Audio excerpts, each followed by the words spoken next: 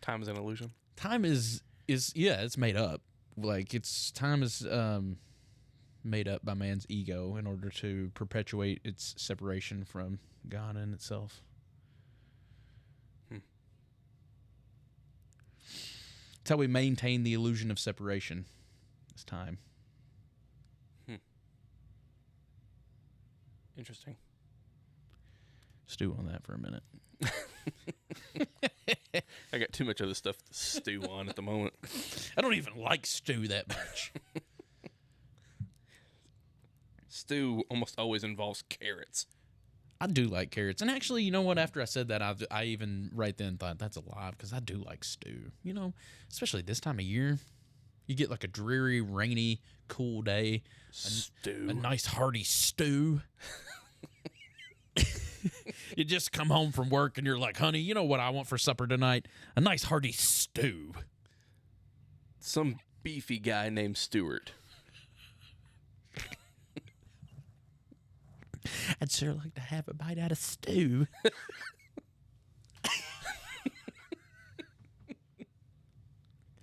My word. Yep.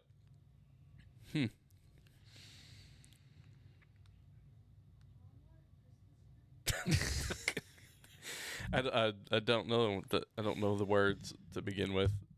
I started to say something. The words to begin with. Yeah. Logos, the word. Wade. In the beginning was the Word, and the Word was with God, and the Word was God. Yes. Yep. Well, Crack open that beverage of choice. Oh, yeah. You hear that fizz? Oh, I like that. What you got there? let it fade out. It's a what is it? The winter spiced cranberry Sprite. Ooh, see, I knew it was a Sprite Zero. I could tell that, but I didn't knew it was also not just some kind of plain Sprite Zero. It had some kind of weird looking. It's so festive. It is festive. It's festive in my mouth hole. Is it like a fiesta? Sort of. A fiesta for your taste buds? Sort of. I'm going with the Modelo Oro, which is nice. So you are having a fiesta. Yeah, well, it's nice and light. You know, I wanted a cerveza, but I wanted a cerveza, but I wanted to keep it light. You know, I don't want to feel terrible tomorrow, and I'm old now, so right. Did you realize that you have two chairs under you? Yeah, I did. Okay, just making sure. Well, at first I didn't. I sat down. I was like, something feels weird about my chair. I'm so tall. No, actually, it was the opposite. My feet aren't touching the ground. Like, I've never had this problem.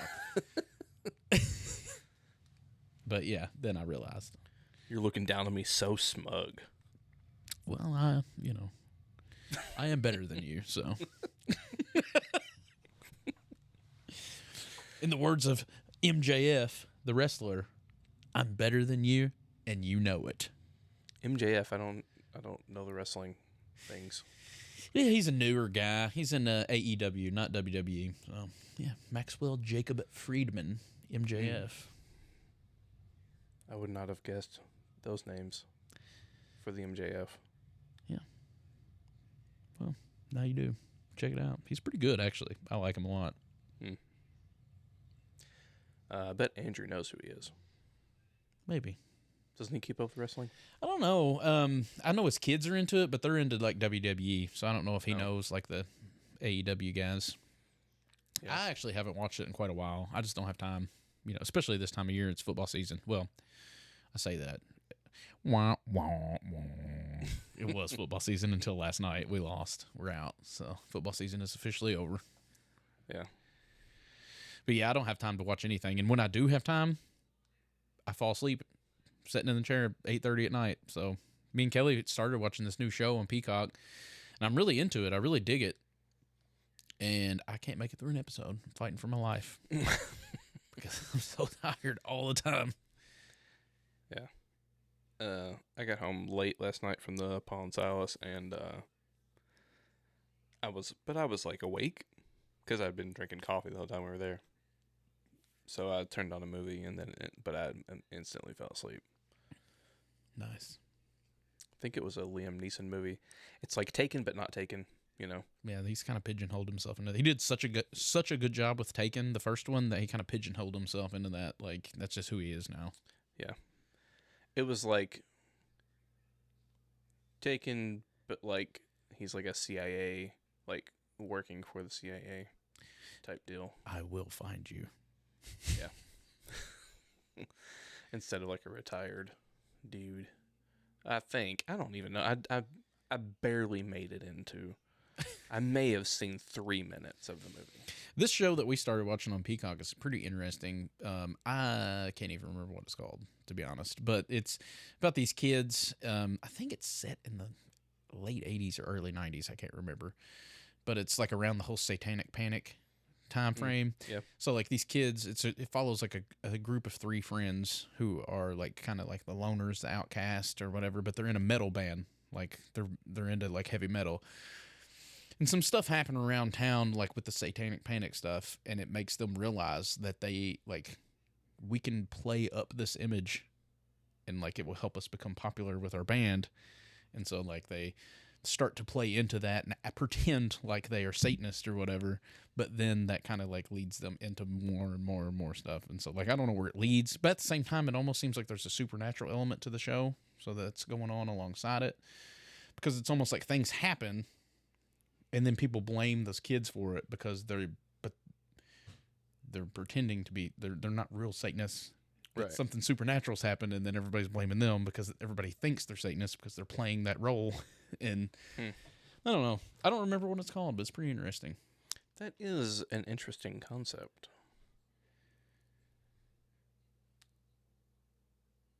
I don't know. Yeah, I dig the music in it. I don't know. Yeah. Because there's like real spiritual things happening, but these kids are pretending, but they can't be honest about that because that'll ruin their image. Right. But then therefore they get blamed for the yeah. others, for the stuff that is happening. Yeah. And really they're pretending because the kid, one of the girls that he likes, is into it, and so he's just that's pretty much the impetus for the whole thing, is trying to impress a girl. So there's another life lesson in there, young fellas, whippersnappers. Whippersnappers. Back in my day. Right.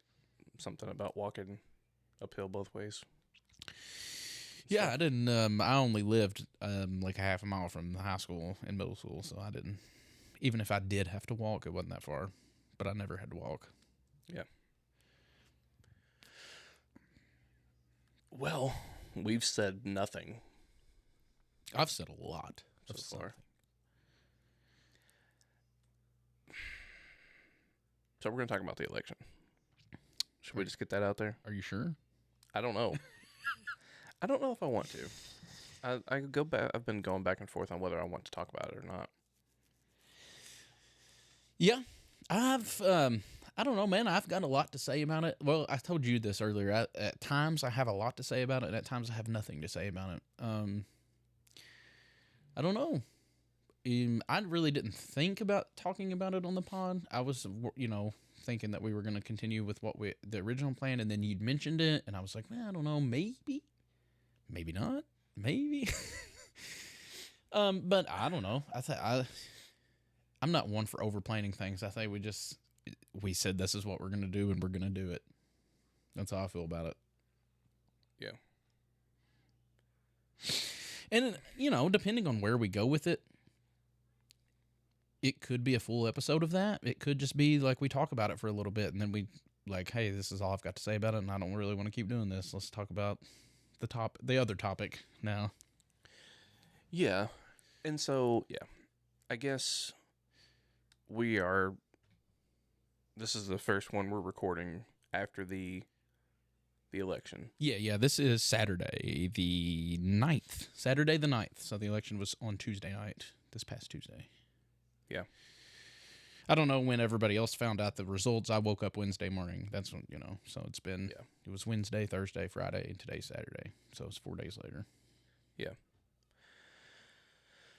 And I don't think anyone actually cares what we think about it.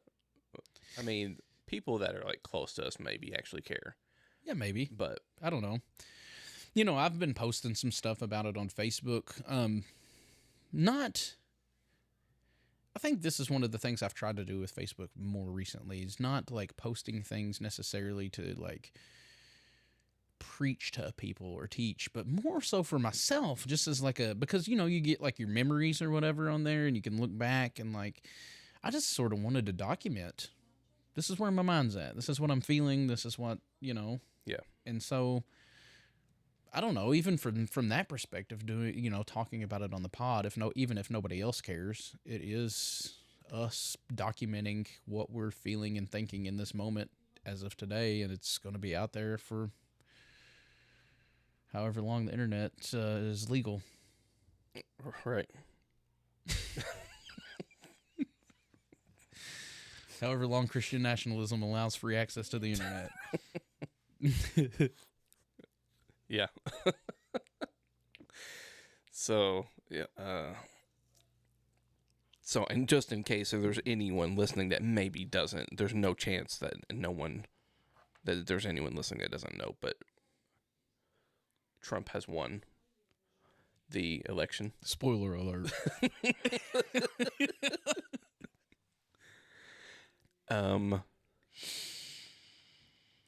And 80, I think it was 81% of white evangelicals, which those are our people.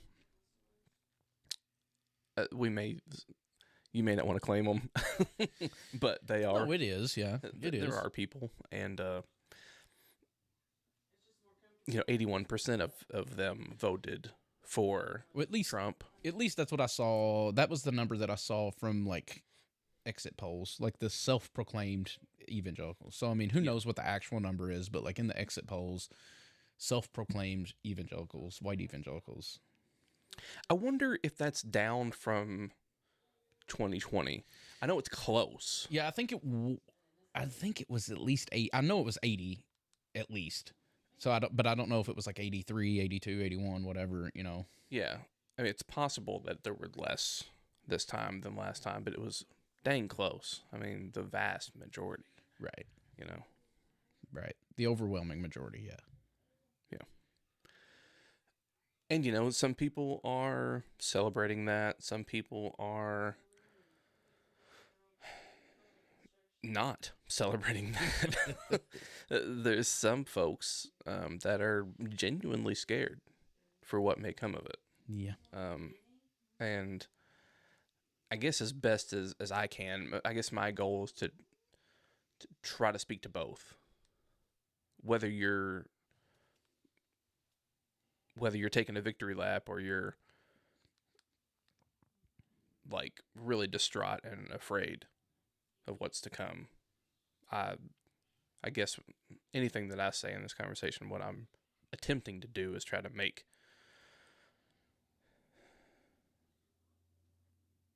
share love with both of you best I can. That's more charitable than I'm feeling right now. Well, I know, and that's going to make the conversation, I don't know how the conversation is going to go because, you are. Well, but I did say that just jokingly. Like, the individuals, yes. Like, I don't love anyone any less, regardless. Right. You know what I mean? Yeah. Like, but what I was going to say is, like, I'm a self-proclaimed centrist, and I mean, I say that, but that's a whole thing that we could get into. Maybe we will at some point, is like whether it's even possible to do that, whether Jesus would want you to stay in the center. right. Was Jesus a centrist? Right. Those are things that we could talk about more, but, I tend to be someone who sees some merit, at least in both sides, and sees a lot of flaws in both sides. And I didn't even vote this is the first election that I didn't vote. Actually, this is the first election that I didn't vote, period. But I have voted Republican actually every single year since I've been eligible to. Yeah. Every election since I've been 18, I've voted Republican. I Straight, even voted for Trump in 2020. straight ticket. Yeah. I voted for Trump in 2020 even. I felt bad about it afterwards. Yeah. That's a completely separate discussion from what we had planned on talking about, but I think that's something that we need to remove from the ballots. Is the straight ticket, like, at the top of we live in the state of Kentucky. I don't know how other states' ballots are, but in our state, like, at the top of the ballot is just like a straight ticket. You can just fill in for the Democrat Party, Republican Party, and you don't even have to fill in the rest of the ballot. It will just count up, and I think we need to remove that off the ballots. Yeah, maybe. Yeah. But anyway, separate discussion. It's part of it, for real, because, like, for me, a lot, I didn't get into the issues a whole lot. I heard the standard talking points, but those aren't the real issues. Like, all that is just this side's propaganda versus the other side's propaganda. And it's like, you know what I mean? Yeah. Like, that's not even the real issue. So, like, I never even really got into the issues much, and in years past, I voted Republican because that's how I grew up, and that's what my whole family did, and Right. Well, I think what frustrates me about that, part of what frustrates me about that whole straight ticket thing is, like, down ballot, there are other things on the ballot, like particularly local, like countywide or citywide elections, that, like, a party doesn't matter. Like, Right, yeah. like, it doesn't matter if your sheriff is Republican or Democrat. Like, that doesn't matter. But if you're just voting straight party, you don't know who you're voting for as far as, like, your local elections for things like that. You know what I mean? Like, it shouldn't matter what the party of your sheriff is. Yeah. If they're being the sheriff.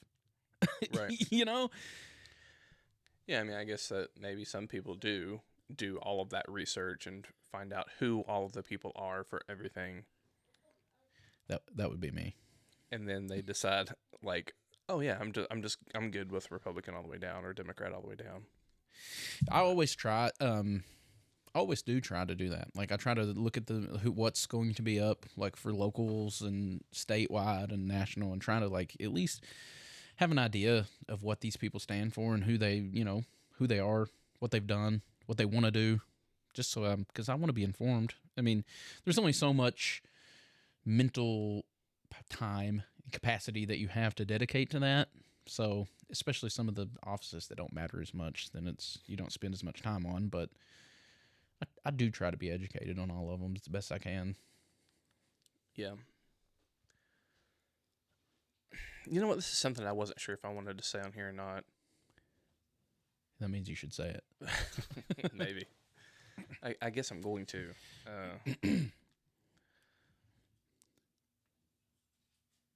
Like I said, in years past, I hadn't really done a whole lot of research into, like, I've never even looked up the Democratic, like, platform before.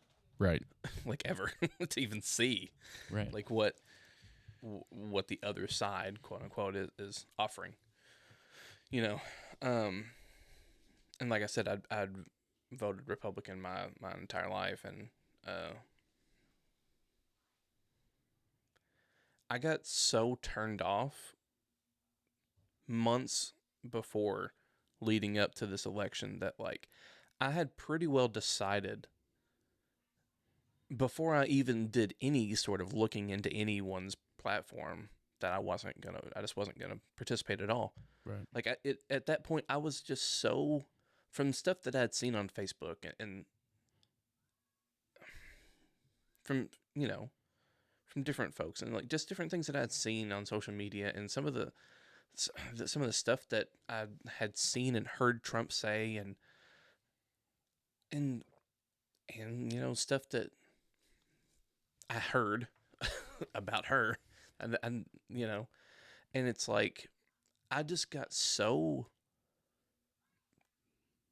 kind of disgusted by the whole process of it that I kind of had decided that I was just going to take this year off. But then after that, I started looking into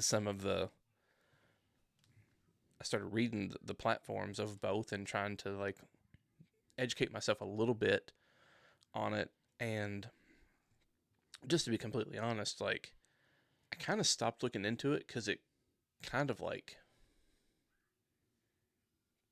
scared me. Like just being real raw about it. Like I said, I've been a lifelong Republican. All my friends and family, other than you, are are Republican, and like, some of the stuff about that about Trump, and some of the stuff about, like, I was surprised on both sides by some of the stuff that I heard and read, and statistics having to do with the issues and stuff like that, to where I kind of was like, I don't want to be liberal. You know what I mean? Does that make sense? No. I know it doesn't make sense. It doesn't make sense to me because I am a liberal. Like, but I guess what I'm trying to say is like, I don't. It's kind of like the whole deconstruction thing, like it's because it's something that that's been demonized your whole life. So it's scary almost. I don't know if scary is the right word, but in a sense, possibly it is the right word. It's like you've been told your whole life that that's wrong. So then when it feels right, you're like, wait a minute. No. To some extent, yeah. But I really do think that, like, from what very little research that I have done on it, because like I said, I had the election's over. I did what I did. I didn't vote this time. But, like, when I have started to get into some of the issues, I found myself being confused or even leaning more left, and I don't want to be the black sheep. I don't want to be. It's not so bad. Well, you know what I mean. Like, I know that you're kind of used to that. You've kind of always been that, right? But I haven't. Like I said, until the last. I mean, I voted for Trump in 2020. Yeah, you know what I mean. Like, I've got enough stuff, like, theologically and stuff like that, to be disagreeing with family and friends about. I don't need something else. Right. You know what I mean? So just to be 100% honest, I started looking into some stuff, and I stopped because I don't know. For one thing, I've just never really been someone who spent a lot of time on politics, and like, maybe I probably should care more than I do, but like, the main things, the only thing that I care about, I don't care who the current Caesar is. What I care about is the church, and I care about Jesus, and I care about us saying that we're going to vote according to what Jesus would want, and then dividing over it. I don't know. I'm really grieved, maybe more than anything else, over the division. And I don't know what to do about that. I mean, I guess in one sense that's inevitable, right? Yeah. But I mean, that's actually something that I told you that I'm struggling with the most throughout this whole thing, is because, I'm someone who tries to promote love and peace and unity and, always talking about that kind of stuff. And I still believe in that, but there's also a certain extent to when it's like,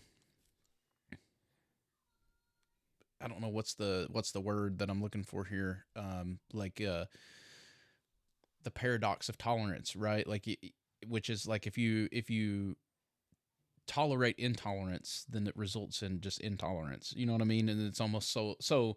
I guess what I'm trying to say is, like, there is naturally, almost appears like there has to be a division. You know what I mean?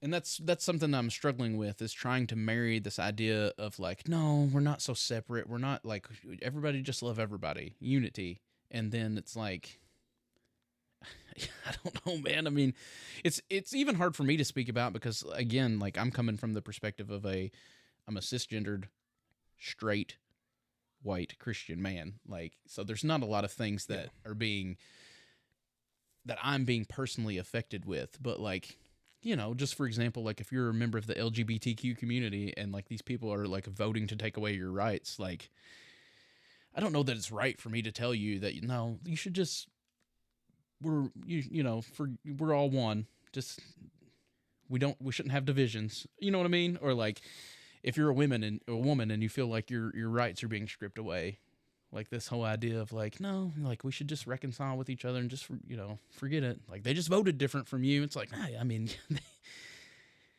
yeah, but they are voting to take my rights away. You know what I mean? So it's like, that's sort of an internal struggle that I'm having with the whole thing. Yeah. And I don't know what to do with it. Yeah. Yeah, I don't know. I don't know what to do with any of it. Like I said, I haven't educated myself enough on the policies and who, like, what each party even is advocating for.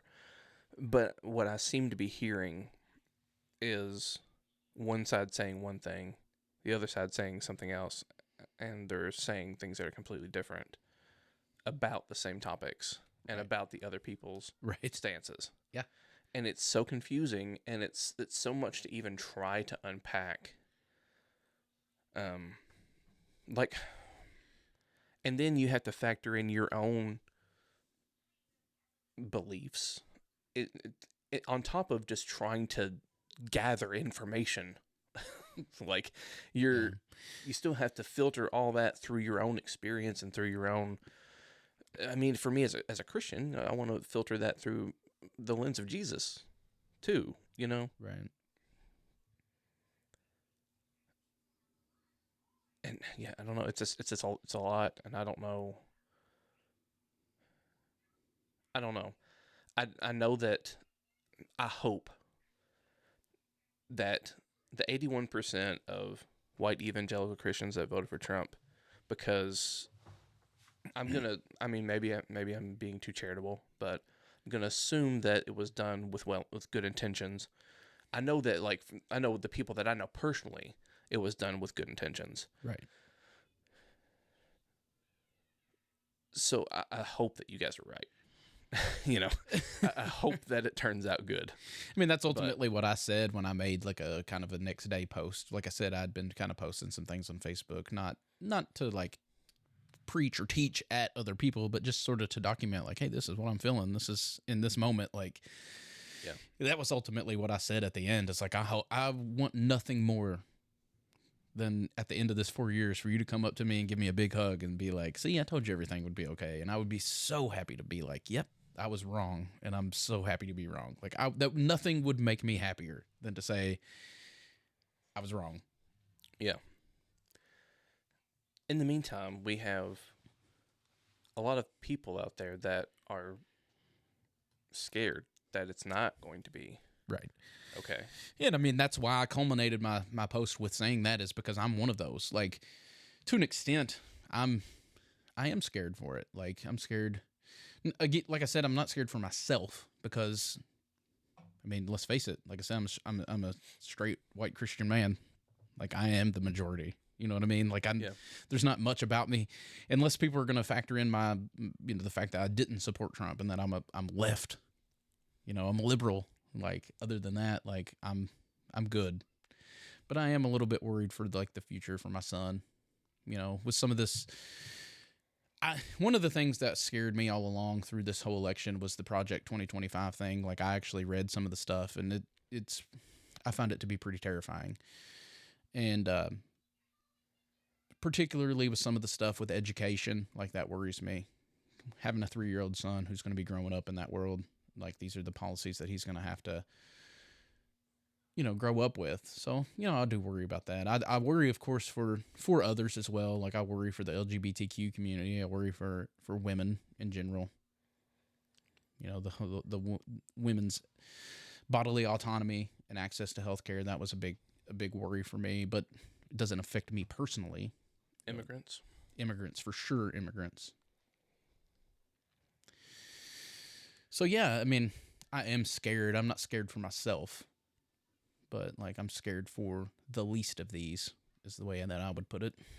Yeah, and one thing I've been kind of thinking about on this issue specifically that we're talking about right now is about people being afraid and scared is like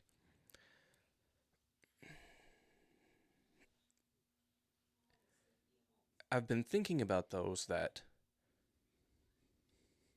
have been so turned off by Christianity because of what they perceive, even if it's not right.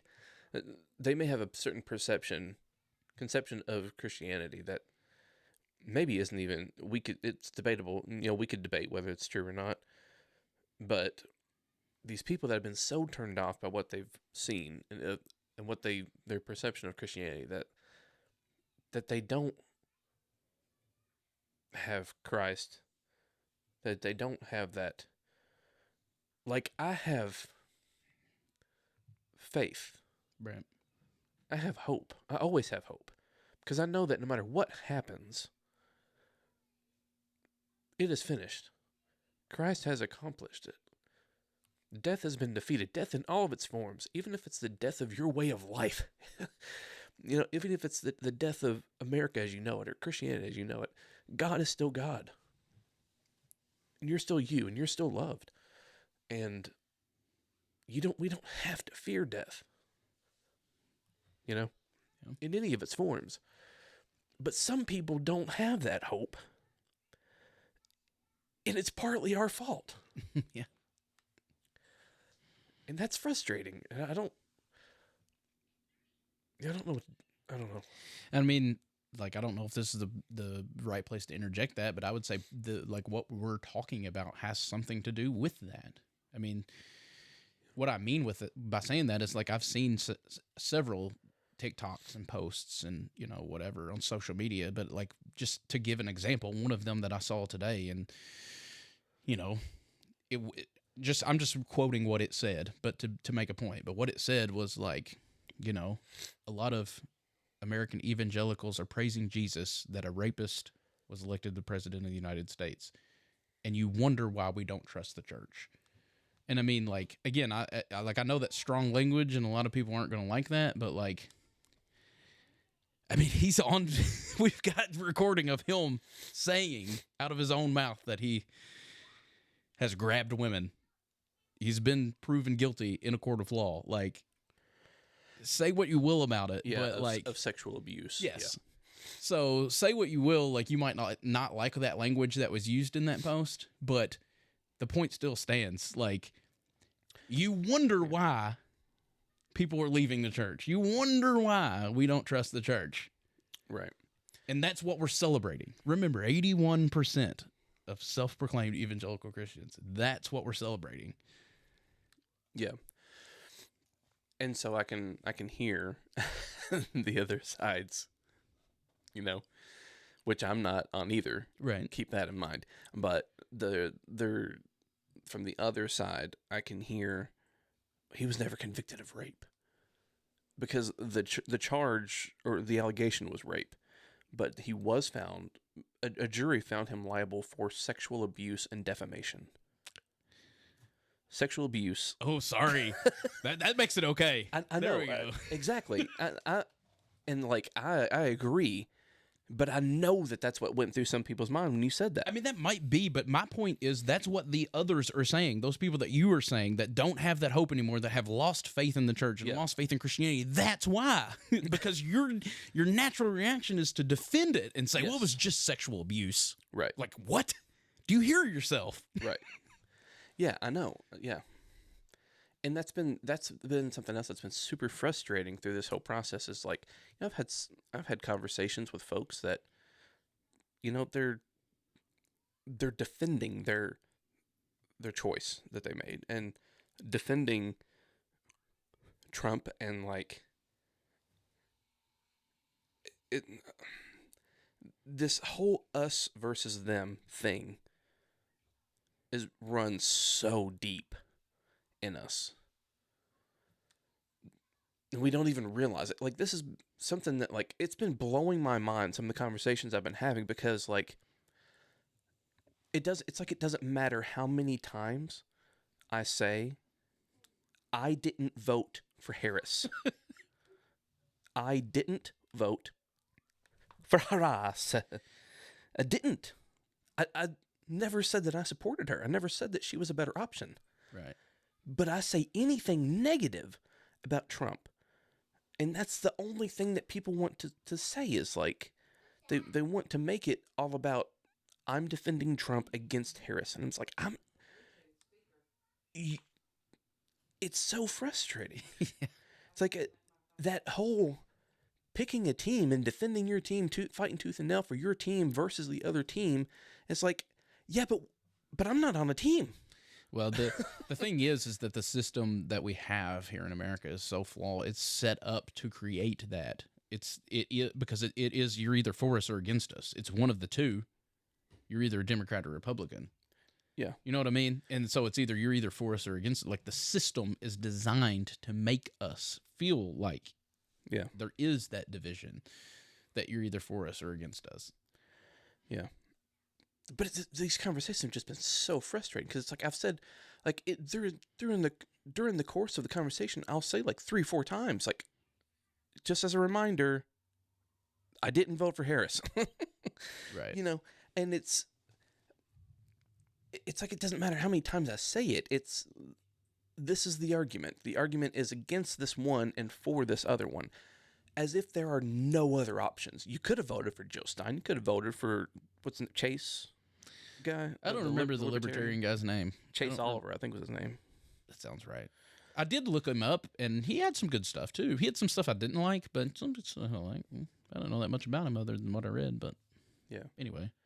Or you could have done what I did. Yeah. Or you could have done what I did and just not vote. Like, that's an exercise of your freedom as an American too. You know? Yeah, I mean, that almost is like it's just as much your voice. It's because you did it consciously.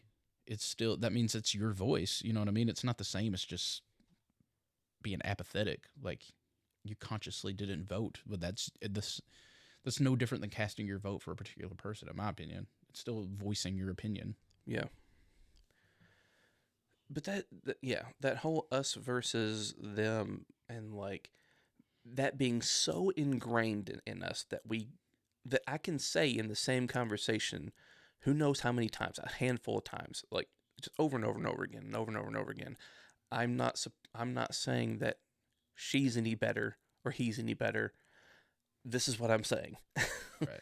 And it's like everything that I'm saying is just being countered with more talking points and more like data, quote unquote. Because like, again, even I've already said it, but like even trying to find information nowadays is hard to know what you're getting and whether it's true or not. Right. And who's your sources? Because that's something else. Like if I bring anything up, someone will say, well, where did you hear that from? Because we're just so like skeptical of like anything now. Right. And it's like, if I bring up statistics from like the CDC or something, well, someone's like, well, COVID proved CDC is corrupt, or like what? And it's like, oh, I mean, what are we doing? You know, right. How do we gather information anymore then? What do we do? Right. Yeah. Yeah, it is a misinformation, propaganda. It's all like, it's one of those things, man. The internet has made us so much more connected and so much more. We have such a greater access to information than we ever had before. But it's almost had an opposite effect of like, there's an access. So first of all, everybody has a voice, which they didn't before. And now we can access everybody's voice that has a voice. And so it's made it to where you don't even know what to trust and what not to trust. I mean, to your point, like with the whole CDC thing, like, oh, well, the CDC's corrupt. You can't trust them. So I'm going to listen to some random dude I found on YouTube. Like, what? Like, what? Like, and that's not, and even in saying that, that's not saying that you can trust the CDC. But if you can't, then like you, you know what I mean? It's like, I'm going to trust them, or I'm going to trust this random dude, or I'm going to like. Right. what do? You just pick one? Well, then, okay. Well, then, how do you go about picking? Do you choose the one that agrees with your preconceived ideas? And Well, that's what we generally tend to do. I would say, I would argue. but how do we sustain that? How do we just? We're becoming more and more divided. That's been. I think I said it already, but like that is one of the main takeaways from this whole thing that has been so frustrating for me is the division that's caused by this. Yeah. It's frustrating to me because I think, in my heart, I believe that most of the people who voted for Kamala Harris did so because they thought she was the best candidate and they thought that she was best for the country, and they just want the best for their country. They want the best for themselves. They want the best for their kids. They want the best for the country. They want the best for this world.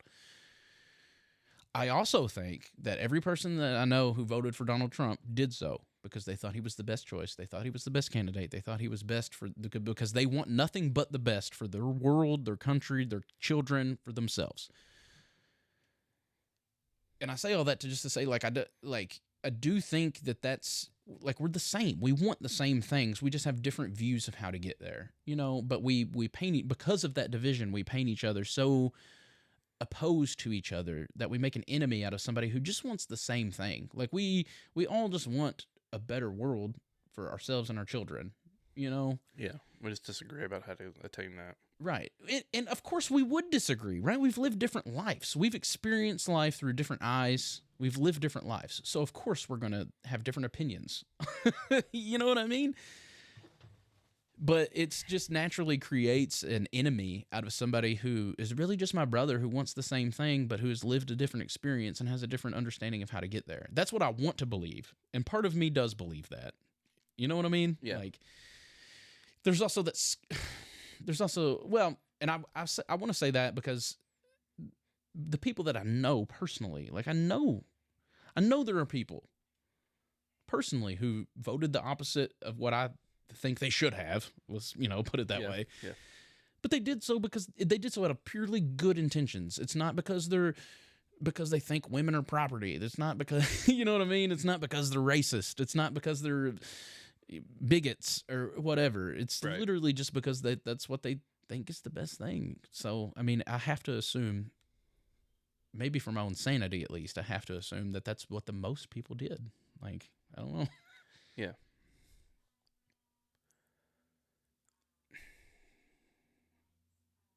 I'm not sure what else to say. I feel like there's more that could be said, but it may be divisive. Yeah, I mean, we have different opinions on it, of course. Me and you do, a little bit. I feel a little more strongly about it, in certain ways than you do, because where you tended to, you didn't vote, and you tended to, play the center line of, I see both as not very good, and so I'm just not going to vote for either. I also didn't vote for either. I voted for Jill Stein because I thought she was the best candidate, but out of the one of the two, out of Harris versus Trump, I did think that one was obviously the better choice, and that obvious choice didn't win. I'll just say that I didn't find it surprising, though. It went the way I expected it to. Yeah. Which was interesting because a lot of the stuff I was reading and seeing on the internet was showing that everybody seemed to think Harris was going to win, and I never really thought that. I was a little bit wondering if it wasn't just because of where we're from, because it was pretty easy to drive around. You may see one or two Harris signs here or there, but the Trump is everywhere here. You see more Trump stuff than Jesus stuff around here. He is everything. Yeah. You know what I mean? So yeah, I see more Trump flags and stuff like that than I see any Christian flags or crosses or things like that hanging up in public. So part of me just wondered if it wasn't just here, but then the other part of me was like, what's the chances of that? It's probably like that everywhere too. So it wasn't a surprise to me. But yet it still affected me harshly. I still had a very emotional reaction to it.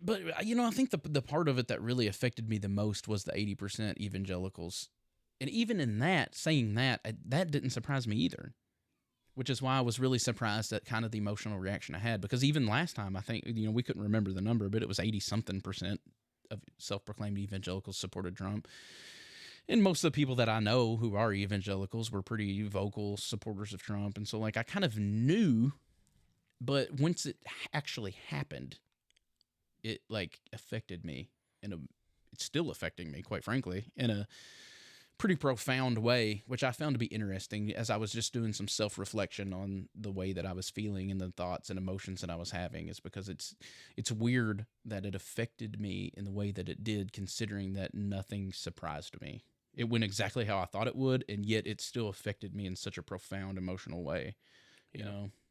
Yeah. And I was trying to think through, like, why is that? And I don't know. I'm sure that there's plenty of reasons why. Part of it, I think, has to go back to my deconstruction, really. Because part of the struggle that I had and part of what had caused me to deconstruct is the same thing that we're hearing a lot of people say now, which is kind of what I said when I echoed that meme earlier, about why people aren't trusting the church. Like, I was seeing that way back when, where, like, it seemed like we were being taught to worship and follow Jesus, but then the things that we were doing and proclaiming and, politically weren't aligning with the Jesus that I was being taught and reading and coming to know myself, And It was almost like, because I deconstructed and I never like technically left the church, but I emotionally left the church. Like, I deconstructed and left. And then I'd recently, I guess I would say I came back, which again, it's kind of a weird way of framing it because I never really left, but like emotionally I left. And then sort of like within the last 2 years, got back into it, become a little more active, started attending more regularly and felt myself getting more back into part of church. And then this sort of all brought all of that old emotion back up of like, oh, this is why I left in the first place.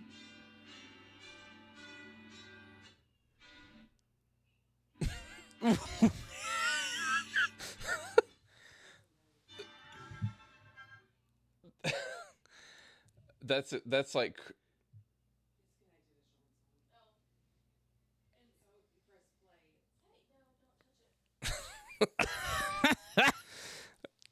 we could hear that really loud on the recording, and that's why we're laughing.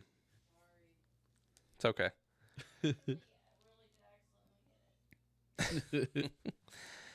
What were we saying? Well, I was just saying that I think that part of the reason why it's so it evoked such emotional response for me is because it brought up all those old feelings. Like it was almost like that initial feeling that you had when you first started deconstructing. It like kind of brought some of that back up to the surface because it was almost like I had left and I was out of it, and then I came back and then I experienced the same thing over again, and so it was almost like this emotional, of like hurt and disappointment. It was like, I don't know. Yeah. I don't want to be too harsh in the way that I phrase it. So, but yeah, I think that was part of the reason why I felt the way that I did about it. Which I don't make any bones about it. Look, man, anybody that knows me knows I don't see any of Jesus's teachings, or at least very little, in the Republican Party, in Trump as a person, or what he stands for, the policies that he advocates for. I don't find Jesus anywhere in there.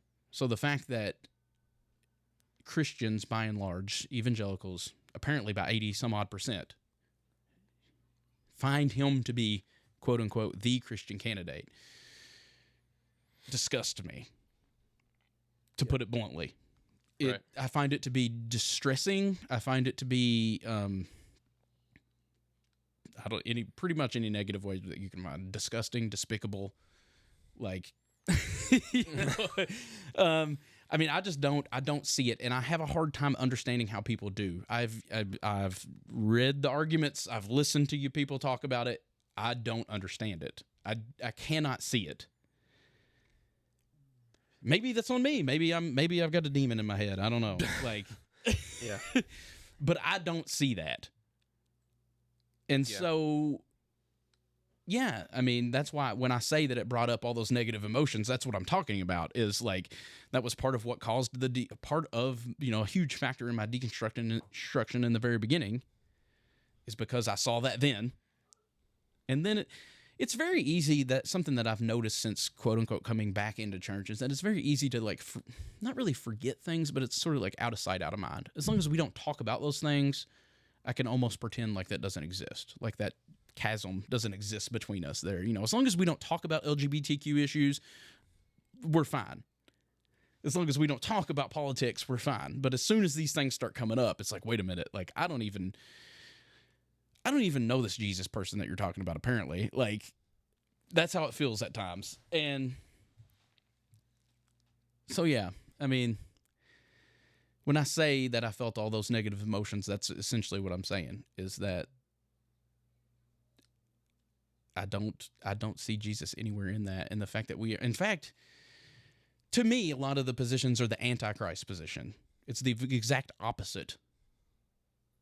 When I read all the verses about caring for and taking care of the immigrant and the foreigner and the refugee, and then I see, like, at the Republican convention, the chants, to, like, supporting the deport them all, send them out, lock them up. That's not just not Christ-like to me. That's the opposite. That's Antichrist to me. Yeah. I mean, with some of the abortion stuff, like, to me, that's Antichrist position. Not just, again, that's just my own personal thoughts and opinions. Like, I'm expressing the way I feel, not like, I don't think I did a good job of saying that up front like I wanted to. Me and you talked about, it's like, I recognize that my thoughts and my emotions and my feelings aren't necessarily reality. They're my reality because they're what I'm feeling and thinking. But the only person whose thoughts are actual reality is God, right? So I'm just expressing my thoughts and my feelings and emotions on it. But so, yeah, I mean, to put it bluntly, I guess I've already put it bluntly, but as bluntly as one can. But yeah, I guess it really affected me emotionally, seeing that, not even the fact that he won, but the fact that 80% of even self-proclaimed evangelicals supported him as if he was the Christ-like candidate. Just really put a blow to my gut, really. It was kind of like a negative confirmation, almost like, see, this is why you left in the first place. Like, you knew all along that this is how it was, and you'd let yourself get hurt again, Yeah. So, yeah, I don't know. I guess I've probably pissed off everybody now, but maybe. I would, if you're listening and you are angry at what you just heard, I would like to remind you of what we said in the beginning, which is that we love you. Sal loves you. Yeah. And he's not saying that you're despicable or but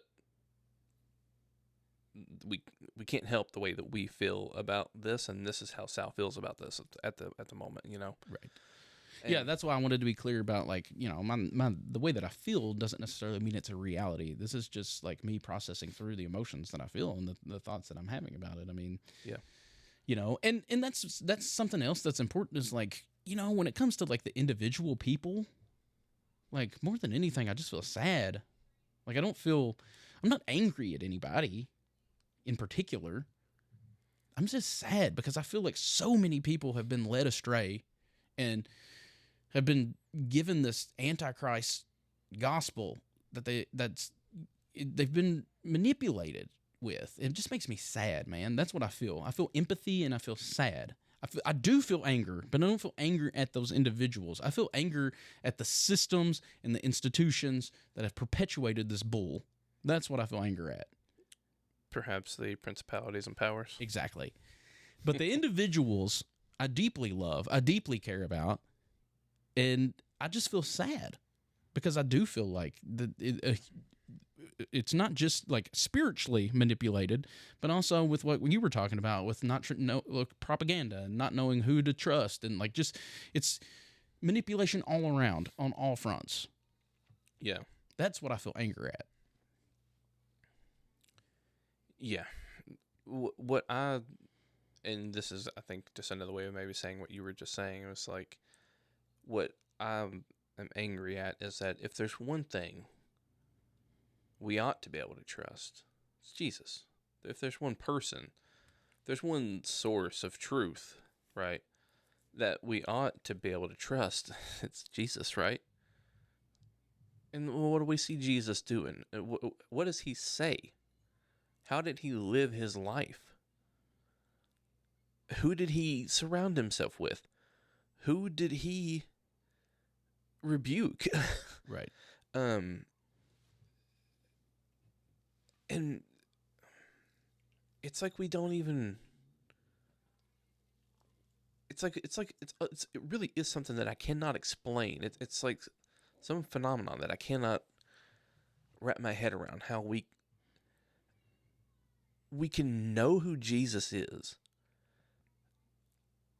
and then say things about Jesus that are true, and then go and say other things that seem contradictory to that, and not see the contradiction. And it really is something that drives me bonkers. Like, even like if you are at that point where you're like, well, I don't know what information to trust. Well, we should be able to trust Jesus, right? And then shouldn't that be our guide? Like, before you ever ask whether I should listen to Fox News or CNN, maybe you should just listen to Jesus and what he says, and then maybe they're both wrong. And why do you have to choose? I don't know. I don't even know what I'm saying. I guess I'm just trying to think through and process. And that's really kind of what I figured this conversation would be. It was just sort of us talking through things and trying to process stuff. Because we haven't got to talk about this yet. Yeah, not really. I mean, we have talked. We tried to talk some through text, and then it only served to frustrate me more because we couldn't really communicate the way that we wanted to. Like, it's hard to communicate through text. Like, yeah, hard things like this. And that was what that conversation had more to do with, like the state of the church itself and hope for the church and stuff like that. Which I feel like I laid out my position on that pretty well, but like I'm not very hopeful at this point. Yeah. When I say that I'm angry at institutions that have led people astray, that's what I'm talking about. So I'll just say that straight up. I mean, you don't have to look hard to find clips of mega church pastors standing in the pulpit doing everything without saying it, that if you're a real Christian, you'll vote for Trump. Yeah. Because apparently he's the Christian standard that we should be looking to save our country. Yeah. And I know that some people will say, well, it's not about him, it's about his policies. But then even some of that is like, I don't know what you do with some of it, Right. Like the abortion issue is one thing, like, because I'm pro-life. Right. But if you look at the statistics, states that have stricter abortion laws have higher infant mortality rates and higher maternal deaths. Exactly. But I'm pro-life. And I really do hate that abortion's even a thing. So, like, what am I supposed to do as someone who's pro-life? I don't want to vote for Trump or Harris. Really, Right. I mean, you could make an argument either way, I guess is what I'm saying. But I mean, again, statistically, like, if it's about like having less babies and mothers die, maybe Harris is the right choice there. And, you know, I don't know. Well, that's what. But that's so, like, paradoxical to what you would think is the pro-life position. You know, so. Yeah, but it is, but it's the same kind of thing that people, like the very opposite side of the spectrum would say about, like, the Second Amendment, right? What do they always, if anytime the left brings up, like, any sort of gun control, we'll have another, like, school shooting, and then the left will bring up gun control. And what's always the argument? Well, it's not going to keep people from getting guns. It's just going to keep it out of the hands of the good guys. Making things illegal doesn't stop them. It just stops the good guys from having them. But, like, when it comes to abortion, we can't, for whatever reason, we can't apply that same exact logic and say, like, making it illegal isn't going to, like, end it. It's just going to end it safely. And it's going to have all these other downstream effects that we can't see, such as, like, people not being able to get life-saving health care. I mean, you don't have to look hard. Do a little search for yourself and look up the people in Texas who have lost their lives since the more strict abortion ban has been put in place because of Roe versus Wade was overturned. Like, look it up. These are real people with real names. Look them up. These are women who have died. Who have, in the name of pro-life, these are women who have died. Yeah. If for whatever reason, like, we have no problem applying that logic to firearms. Yeah. But applying the same logic to abortions is mind-blowing for whatever reason. Yeah. Yeah, and then the whole, like, one thing that I heard a lot during this election season was about, you know, immigration and how there were so many crimes being committed by undocumented immigrants and stuff like that. And then I go and look up the statistics, and it shows that, like, if you're a natural born citizen, you're way more likely to commit Exactly a violent crime than someone. And documented immigrants are also have a higher likelihood of committing violent crimes than undocumented. Well, of course they're undocumented. They don't want to get kicked out. They're trying to walk the tight and narrow. They don't want to leave. Like, they don't want to draw attention to themselves. That's Right. common sense, right? But, like, no.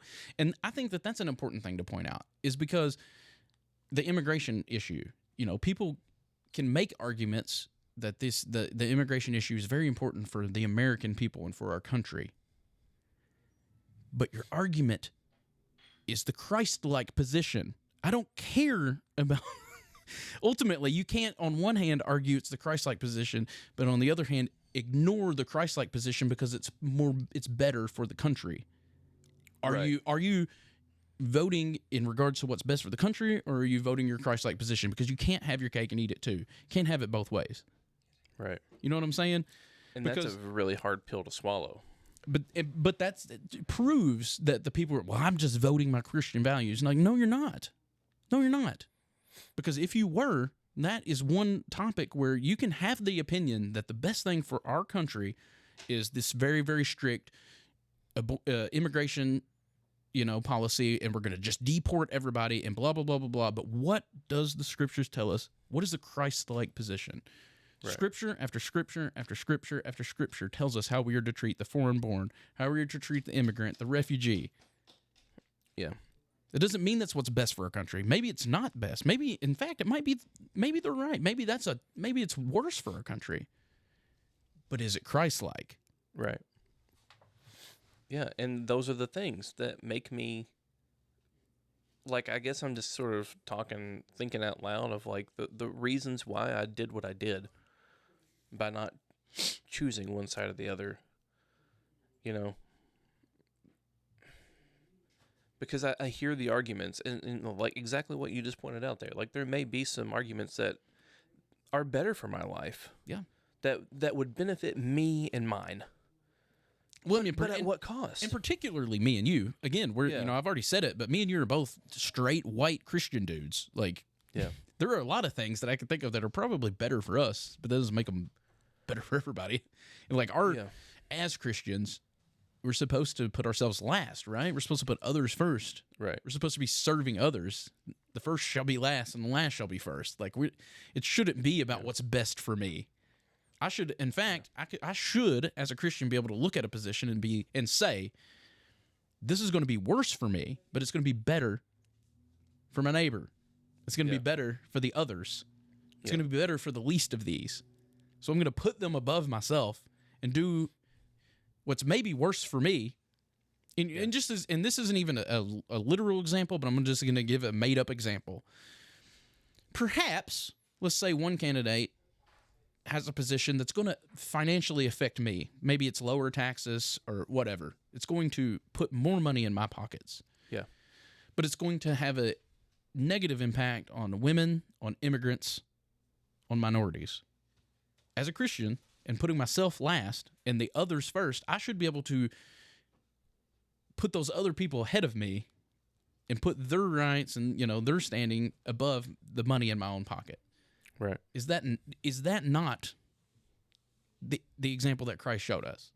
Yeah. And there's another example that's similar, but is maybe even more scary for some folks, which is like the whole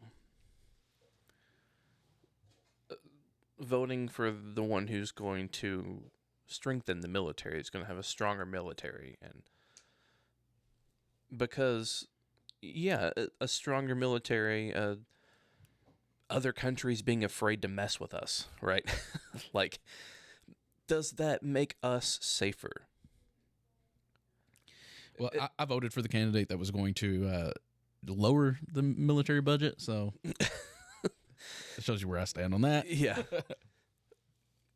Because, like, again, even if it's true, even if it were true that provides us safety or peace, at what cost? Right. Like, what do we see Jesus doing over and over again? If you live by the sword, you die by the sword. My peace I give to you, not as the world does. My kingdom's not of this world. If it was, my people would be fighting. How many times do we have to just ignore what Jesus says for our own benefit? But do it in the name of Christ. That's the caveat that upsets me, and that's why I feel the negative way that I do, is because we do it in the name. We do what you're saying, but then we turn around and do it in the name of Christ. I'm just voting my Christian principles. Yeah. 81%. Yeah. Just the Christian principles. Yeah. I don't know. I want to laugh, but I can't stop crying. Pardon the sarcasm in my voice, but if you can't tell, it's like a gut punch for me. Well, like, and that's what's so hard to get across to like the folks that I've been talking to, is like, I get wanting to vote for things that you genuinely think are better for you and your family and for your country. But that doesn't automatically mean that that is the most Christ-like thing. Exactly what we've been talking about for the last several minutes now. Like, that's... it's not just, is it not the most Christ-like thing? It's again, like I said earlier, the Antichrist position, the exact opposite. Like, the Christ-like position is to sacrifice yourself for others. It's to sacrifice what's best for me. Do you think it was best for Jesus to hang on a cross and lose his life and die and suffer? He did that for us. He like, that's the Christ-like position. Yeah. I don't care what kind of rules you can find in your book. Like, the actual Christ-like position is sacrificing yourself for others. It's sacrificing what makes you comfortable and sacrificing what's better of yourself for the benefit of everyone else. For the least of these. Whatever you did for the least of these, you've done to me. Yeah. That's the Christ-like position. I don't care about any of the rules that you can find in your book. Yeah.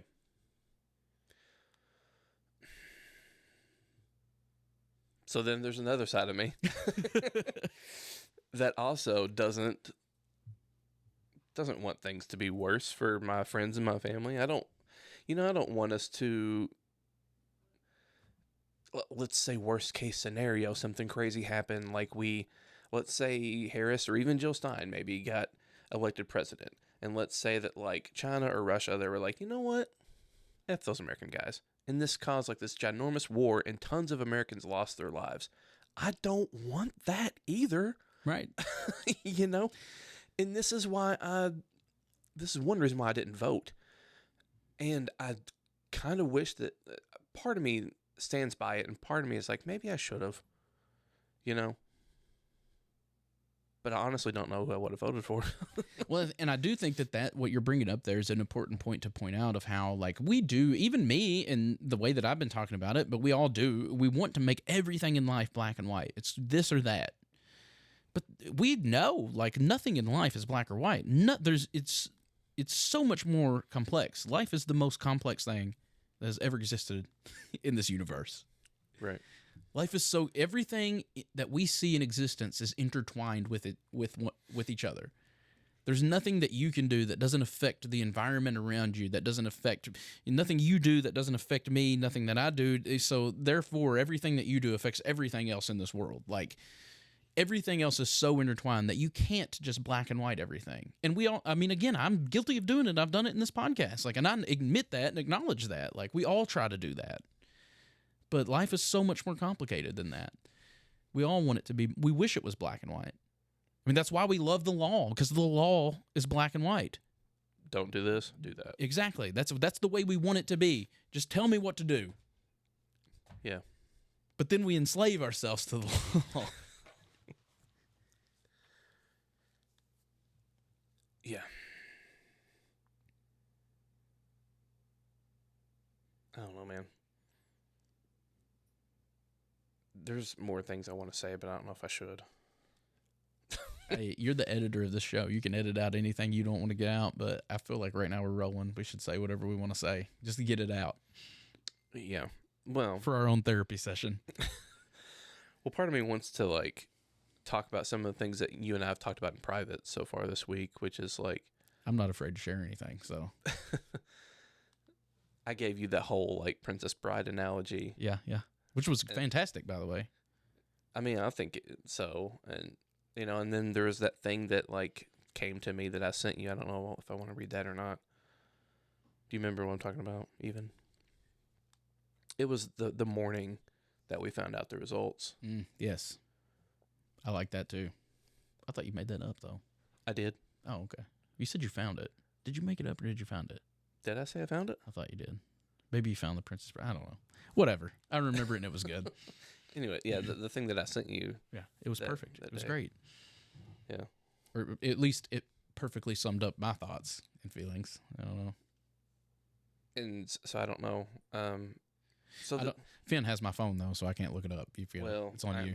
I can look it up if I need to, but like, it's so funny because I actually had thought about doing an episode one time where we talk about the Princess Bride and like make the correlations, because there's a lot of like interesting correlations to the whole story of the gospel. I think it would be cool to do a whole series of not just the Princess Bride, but like just like you find like things within like cinema or whatever and television, and I can find like examples of like, especially because some of us grew up in the culture of like Christian only, so it was like Christian music, Christian TV, Christian movies, but like going out into quote unquote secular things and finding examples, like I thought that would be cool. But yeah. But the whole Princess Bride thing, like I was talking to you about a specific scene, but even the whole movie, like, because it's about Wesley, a farm boy. He's a servant, right? Yeah. He's not a king of this world. Right. He's a servant, and he's working on this farm that belongs to the daughter. I think it's her the owner of the farm's daughter is named Buttercup.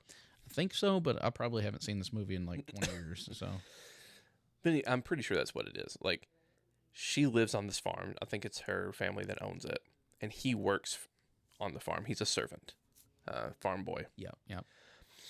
His name is Wesley, and her name is Buttercup, and pretty rad name. And she's always like asking him for things, telling him things to do. And because he loves her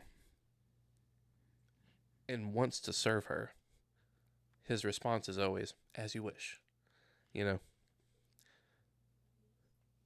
And his self-giving love for her wins her over. And they fall in love. And then Wesley goes away. He goes away, but he promises that he's going to come back. Meanwhile, Buttercup is kidnapped by an evil prince. And is being forced to marry him. And she thinks that Wesley is dead. That she doesn't know if he's coming back or not. He's been gone a long time. Right. This should be sounding familiar. And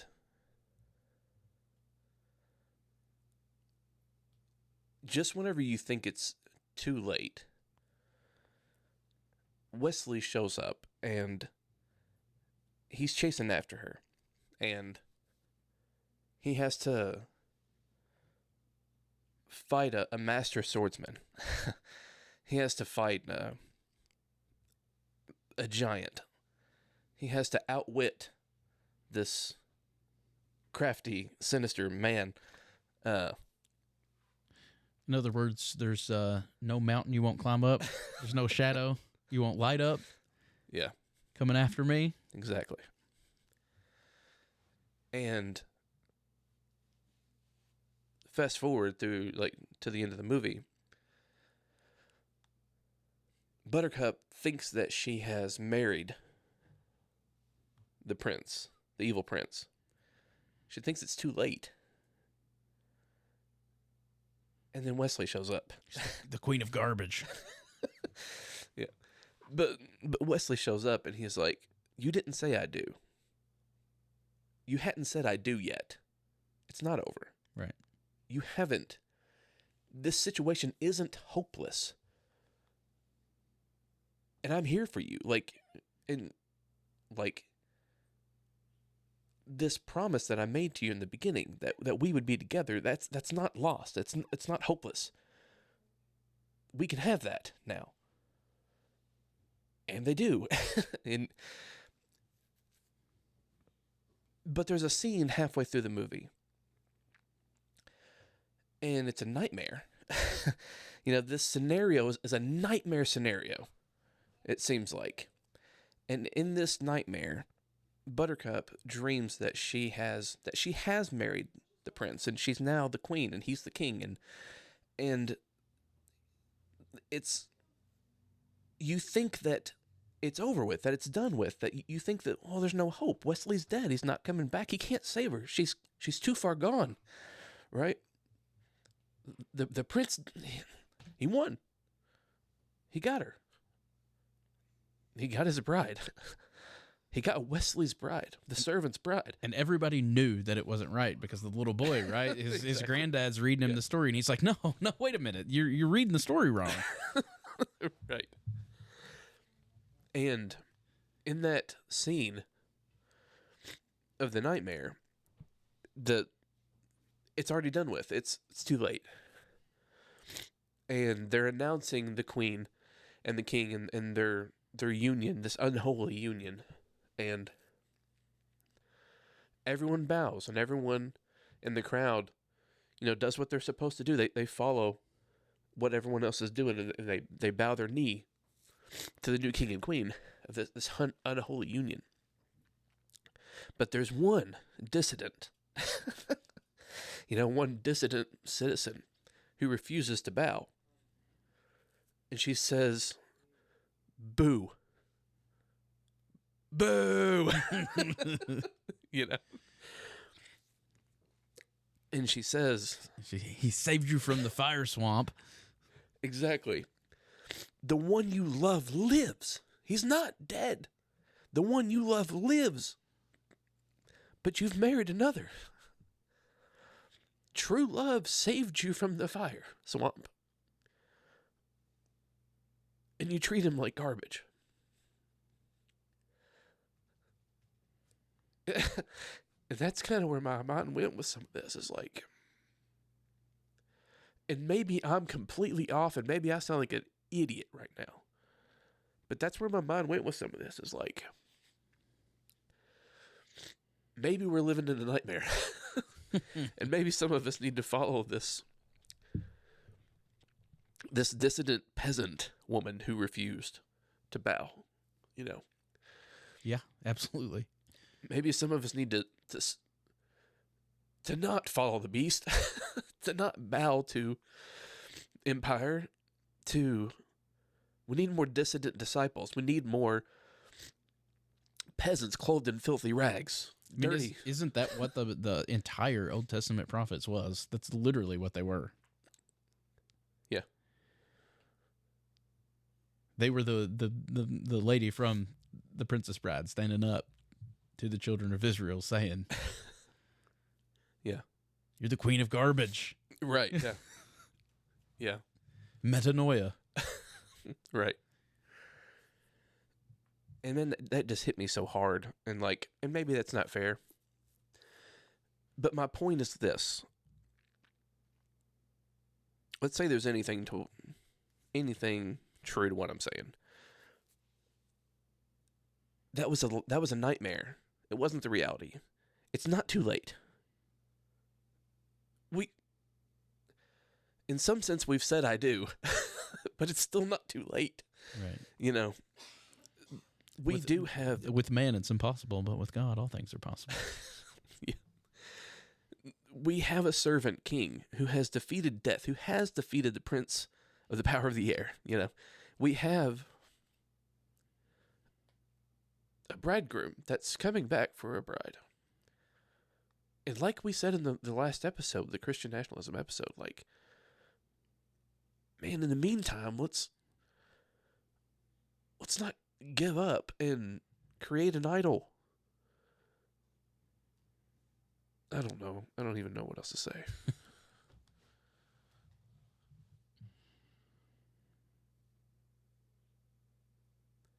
I don't know. I can't tell whether I'm just an idiot or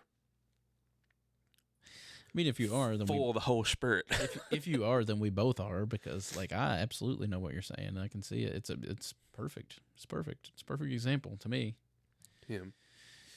But probably a lot of people would argue that I am an idiot. So I don't know if that's going to make you feel any better or worse. Yeah. I just really want us to,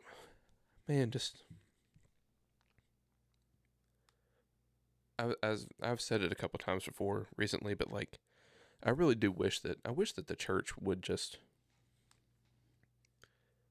the whole church, the capital C church, ignore everything in the Bible except for the Gospels for the next couple years. Just, what did Jesus say? And start at Matthew 1:1, read all the way through, straight through Matthew, Mark, Luke, John. You get to the end of John, start all over again at Matthew 1:1. Do that 10 times. And just really get in touch. And if it's possible, maybe even just wipe out everything you think you know about Jesus before you do it. Maybe. I don't know if that's a good idea or not, but allow, I guess what I mean by that is allow the scriptures to divide asunder. Yeah, yeah. Well, we've talked about it before in relation to reading scriptures. There's a lot of times if you just approach some of those stories that you've heard a million times, you don't actually read them because you think you know them. I've heard that a million times. I know what it's saying. You know, I think that's what you're trying to get at with what you were saying about if possible, forget everything that you thought you knew about them and start fresh. Because it's if you don't, you're going to already pack your preconceived notions within this, and it's going to color the way that you read it. It's going to change it. If you can read it afresh and anew, you're going to read what's actually there, not what you're reading into what's there. You know, the best that you can. I mean, we're always going to bring presuppositions and biases into the text, but yeah. And there's things that you and I have different views on than some folks also. Like, we're at some point we want to do an episode on God's wrath and Yeah. what that means, and obviously we have different views of hell and judgment, justice, retribution versus restoration, that sort of deal. But yeah, speaking of that, another thing that, and there was a scripture that was kind of running through my mind this week as I've been sort of reflecting on everything that's happened and some of the stuff that's been said and everything, and it's Micah 6:8 that we've quoted on here a ton. I have told you, O man, what is good, to do justice, to love mercy, and to walk humbly with your God. Do justice, love mercy, walk humbly. Yeah. Let's say that one more time. Do justice, love mercy, and walk humbly. Yeah. That's what's good. And that word justice, more often than not, is referring to like restorative justice, social justice. It's right. referring to those things. It's not referring to like retribution. Don't go seeking an eye for an eye. That's not what it's saying there. Do justice. Seek to make things right, in other words. Right. Through love and mercy. Love mercy. And walk humbly with God. That's what's good. And that's maybe another one of those like filters or fires to run through, is what's the best candidate? What's the proper policy? Well, is it seeking to make things right? Is it merciful? Is it humble? Is it walking with God humbly? Maybe that's another one of those, like the Beatitudes, or I've come that you would have life more abundant, versus I've come to kill, steal, and destroy. Right. Right. Yeah. I agree. Absolutely. Yeah. Well, we've probably made everybody mad at some point. I mean, yes, but no, hopefully not. Because, we said right up front, like, look, man, we're not trying to preach to anybody. Like, because remember, the perspective that we're coming to this from is like, I'm just trying to explain to you the way I feel and why I feel it. I'm not telling you that the way that I feel and why I feel it's right. Maybe I am an idiot. Or maybe I really do have a devil in my mind. Yeah. Who knows? But seriously, I'm literally just trying to the whole point of this was to I guess probably more for ourselves than even the audience listening. It's like, man, this is what I feel and this is why I feel it. Yeah. Even if we never released that, I'm glad we've had the conversation. I'm angry. I'm sad. I'm hurt. In a way, I feel hopeless. I don't like the word hopeless because it seems so definite, but I don't know what's the proper word where you feel like it's lacking hope. Yes, lacking hope. There you go. I feel I don't know, man. I feel bummed out. I feel like my vibes have been really lowered. Really harsh and you're mellow. Yeah. But again, I hope I'm wrong, dude. Like, I hope everything turns out awesome. I really do. I don't want anything bad to happen to anybody. I don't want anything bad to happen to Trump. Like, I hope he does awesome. I hope he's the best president we've ever had. I don't foresee it, and I don't see how that could happen. But I hope. Yeah. I don't want anything bad to happen. Like, I hope everything works out great. Nothing would make me happier than to say I was wrong. Yeah.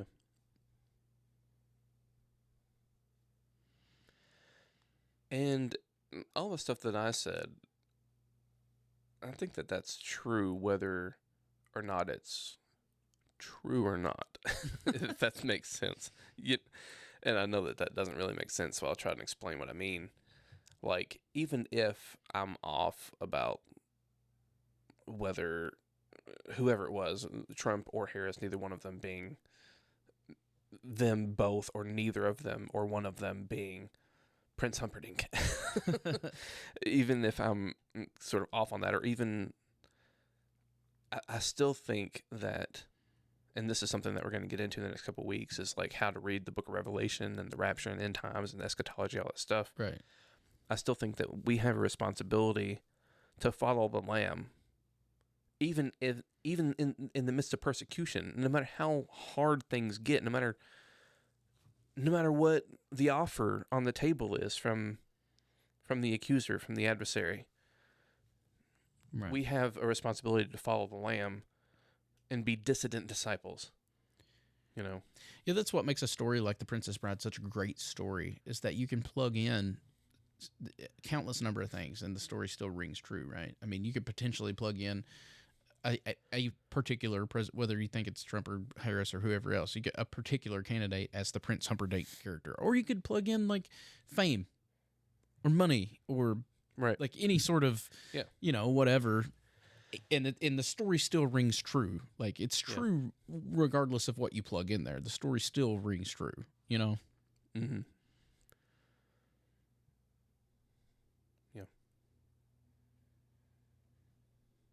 For sure, anybody named Humperdinck's a bad guy. What a name, right?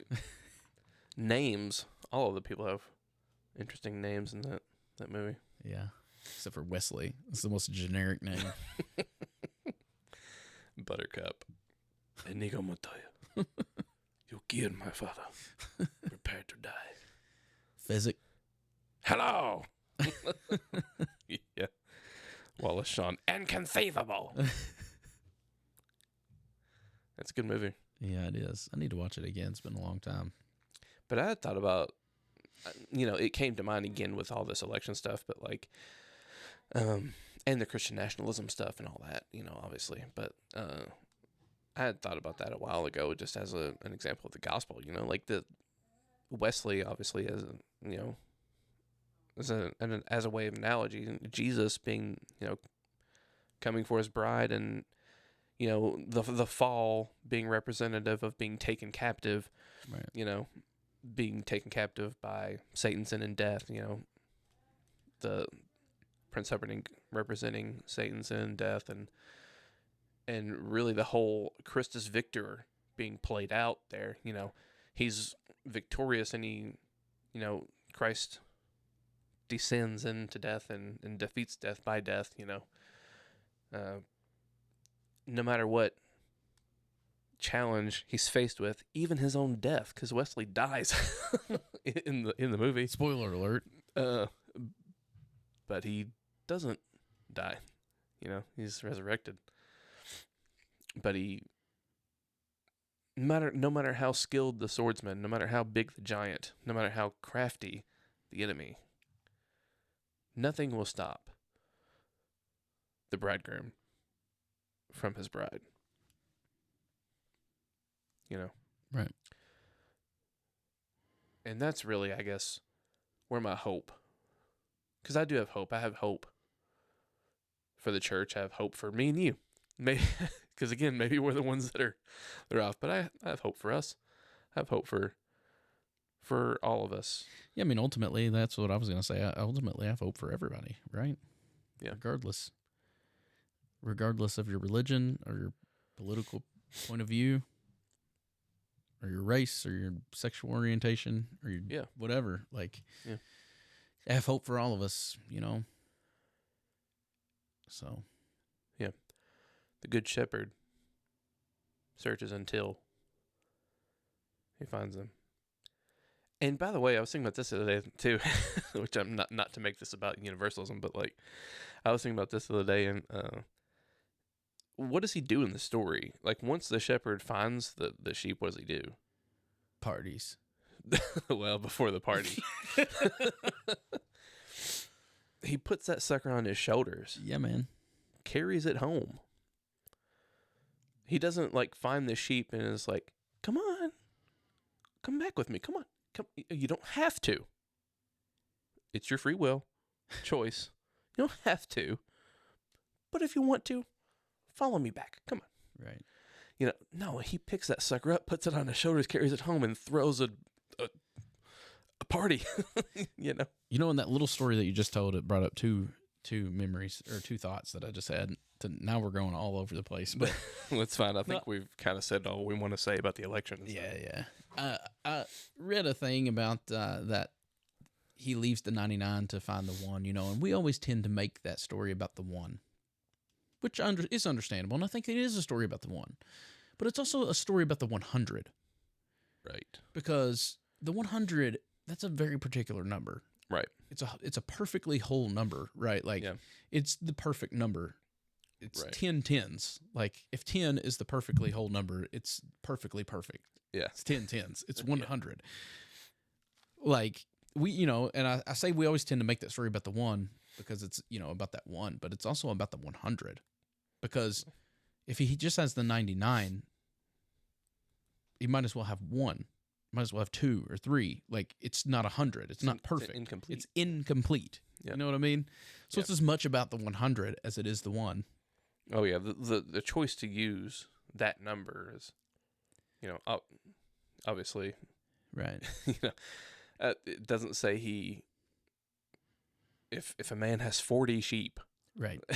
and loses one, Right. won't he leave the 39? Well, and that story is alongside the story of the lost coin, right? Which, if you look up the what's a drachma worth, it was like nothing. So, like, why is this lady going crazy to look for this? It's hers. Well, it's not just hers, but it's because it's a part of a set. Like, and there's some sort of, like, you can look this up on your own because I don't have it written in front of me, but it was a part of a marriage custom. It was like when a man was going to marry a woman, he would give her a set of like 10 coins. So, like, if you lose, you have 9 worthless coins. But as a whole, they symbolize their marriage and their union together. Yeah. So, like, it's, even though by itself that coin is worthless, and even the 9 are by themselves are worthless because they're not worth anything. But together as a set, what they symbolize is worth everything. They're worth tearing the entire house upside down to find. Yeah. That's good. I've never heard that before. I don't even remember where I heard that from. I think I read it in a book somewhere. I'm going to have to look that up now. But, yeah, anyway. I've never heard that. That's good. And then the other thing that you said that brought it up was something that I saw someone say today. It was basically about the free will. And they said that any will that, I don't remember the way it's worded, so this will be a paraphrase, but it was, you know, any will that doesn't choose God is evidence that it's not free.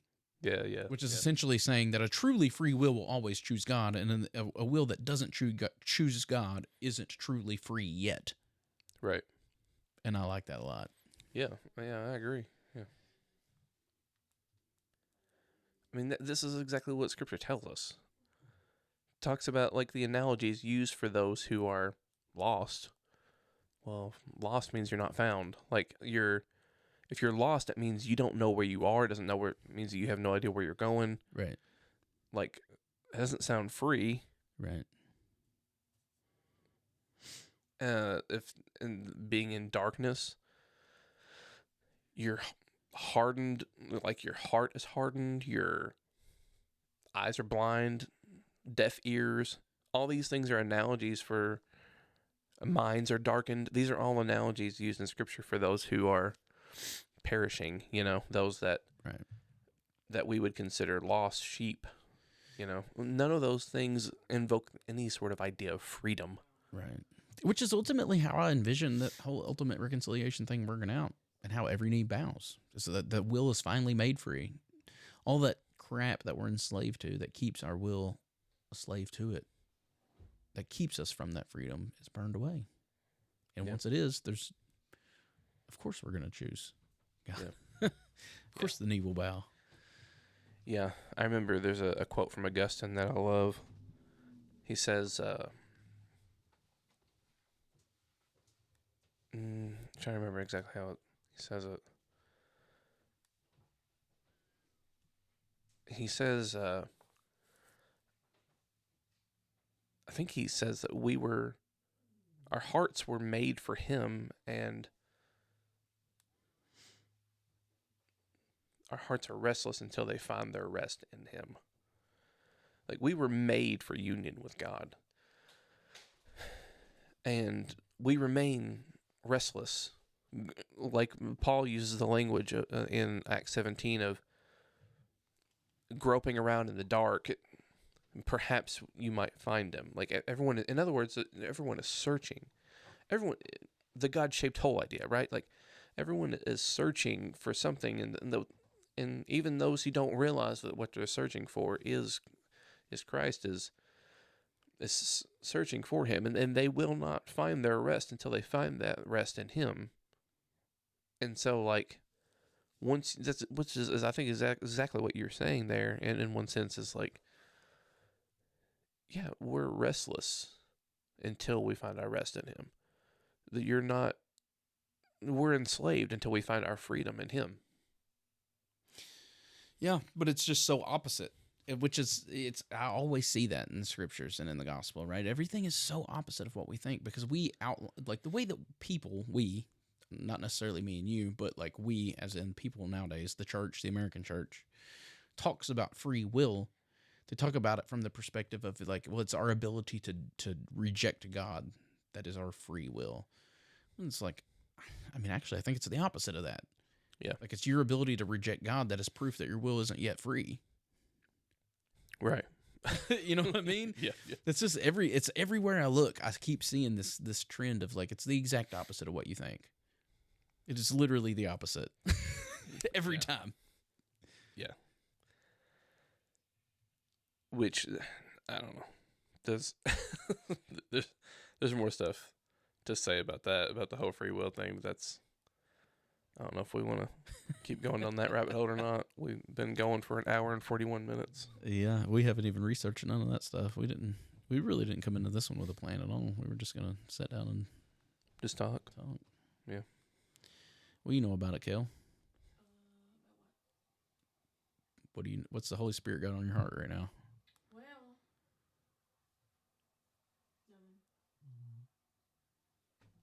Nothing? That's just gas.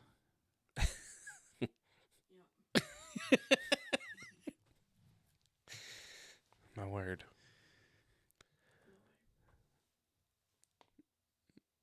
Well, we ready to wrap up? Yeah, man, I'm good. Said everything you want to say? I'm good. wrap it up like a present. All right. Judge me. Love you all. Judge me. I don't care.